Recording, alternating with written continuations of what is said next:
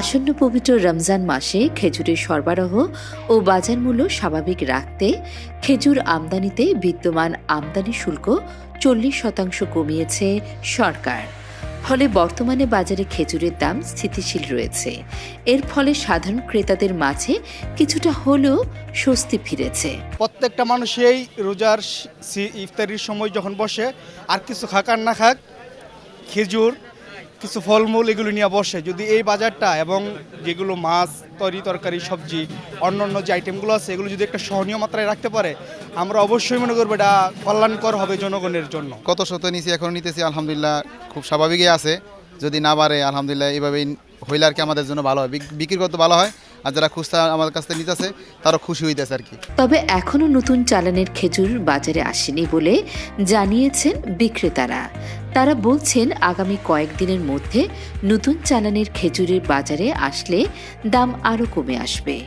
আমদানি শুল্ক কমায় ইতিমধ্যে প্রতি কেজিতে 30 থেকে 40 টাকা পর্যন্ত দাম কমেছে। জিয়াদি খেজুর টিসিবি থেকে যেটা দেয় ওটা এখন বর্তমান 250 টাকা চলে। হয়তো রমজান আসতে আসতে 200 টাকা বা 220 টাকা 180 টাকা এমন হতে পারে। আর অন্য খেজুর, দামি খেজুরের দাম তো আগের মতনই আছে। মরিয়াম খেজুর আগের দামে আছে 1100 টাকা। ছোট বড় খেজুর যেটা বলে ওটা আগের দামে আছে 480 500 টাকা এরকমই আছে। রমজানকে কেন্দ্র করে তো একটা সিন্ডিকেট। বিগত বছরে মানুষের যে খেজুর দিচ্ছিল 200 টাকা সেটা 1000 টাকাও খাইছে।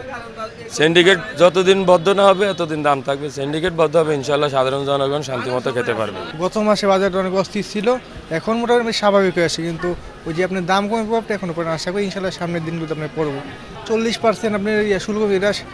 এই প্রভাবটা আপনি খুব ভালোভাবে আপনি সাধারণ মানুষের পড়বো। যদি আপনি 40% না কমতো 40% আপনি আরও বেশি দেয় সাধারণ মানুষ আপনি কেনা লাগবে। এখন আপনি ওই ট্যাক্সটা আপনি কম দিয়ে কেনা লাগবে। রমজানের এখনো 1 মাসের বেশি বাকি। বেশ কিছুদিন যাবৎ স্থিতিশীল থাকা চিনির দাম এরই মধ্যেই দেশের বাজারে বাড়তে শুরু করেছে। বাজারে প্রতি কেজি চিনি বিক্রি হচ্ছে 105 থেকে 110 টাকায়, যা এক সপ্তাহ আগেও ছিল 95 থেকে 100 টাকা। সাধারণ ক্রেতাদের প্রশ্ন, এখনই দাম বাড়তে শুরু করলে রমজান মাসে কি অবস্থা হবে? এ ব্যাপারে সরকারের দ্রুত পদক্ষেপ নেওয়া জরুরি বলে মনে করছেন তারা। আমাদের দেশি চিনিও আছে, আমদানিকারক চিনি আছে, কাজে এগুলা আমার মনে হয় রমজান মাসে দাম সম্ভব হলে কিছুটা কমানো দরকার। পৃথিবীর অন্যান্য দেশে কিন্তু রমজান মাসে দাম কিছুটা তারা কমায় দেয়। চিনির বাড়তি দর প্রশ্নে সংশ্লিষ্টরা বলছেন দাম বাড়তে পারে আজ করে অনেকেই চিনি তুলে রেখেছেন।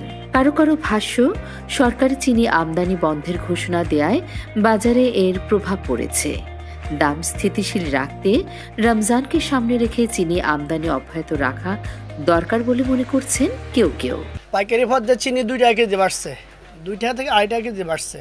আর খুচরা পর্যায়ে ওরকমই বাড়ছে। রমজান উপলক্ষে গভর্নমেন্ট চিনি এলসিটা খোলা দরকার ছিল।